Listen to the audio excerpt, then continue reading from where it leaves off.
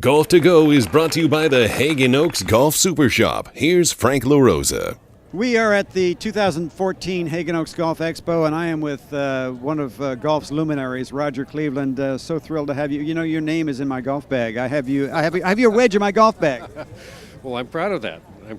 It's great to be at Hagen Oaks and be in Sacramento and be with you. How does somebody get from where you started building Persimmon Woods to being the wedge guru and now be here today? How's that quickly happen? It didn't quickly happen. That's a long path. That started around 1981, and it was a small company, didn't have a lot of money, so I looked at little niches, and Persimmon Woods, interestingly enough, there wasn't metal woods at that time, but that was a niche because the big boys let the quality go and let me have a little area there, as well as wedges.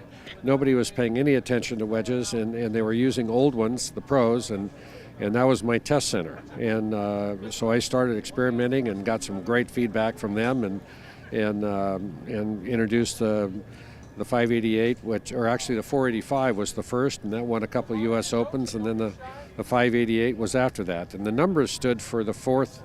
Like 485 was introduced in 1985 with my fourth set, so a wedge went with a set. And 3 years later, that's how fast we iterated. Not very fast. We do 3 or 4 sets at Callaway now in a year. But 588 was the fifth set in 1988, so it was kind of fun. There's the true story. So, I mean, how exciting that had to be for you to have the best players in the world to be able to work with to develop your wedges. Well, it was. I learned a lot.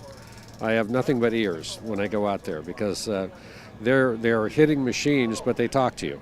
So, I went to Callaway after I sold Cleveland in '96, and the reason why I went there, Ely and Dick Helmstetter called me up and said, would you be interested? And I wanted to design, and they had the best R&D department, and that's what I wanted to. That's why I sold the Cleveland company. I wanted money to develop a bigger R&D department, and I got kind of pushed out of Cleveland, and so I got a nice phone call and been happy ever since, and it's been 19 years or something.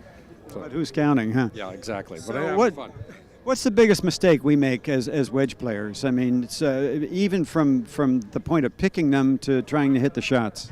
Well, it's a different stroke. In a normal swing, you have enough time to rotate the club head, okay, to come down properly.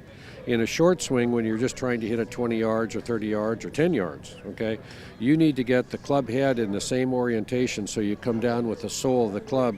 And you hear the term, use the bounce, use the sole, okay?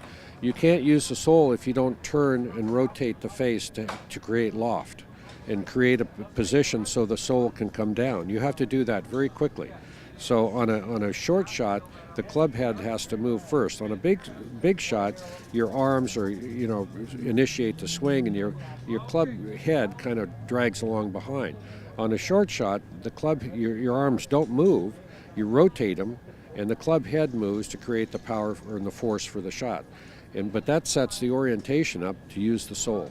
So we're setting the club head a lot quicker then. Absolutely. You're also setting loft. And what a lot of amateurs do is they put their feet too far apart.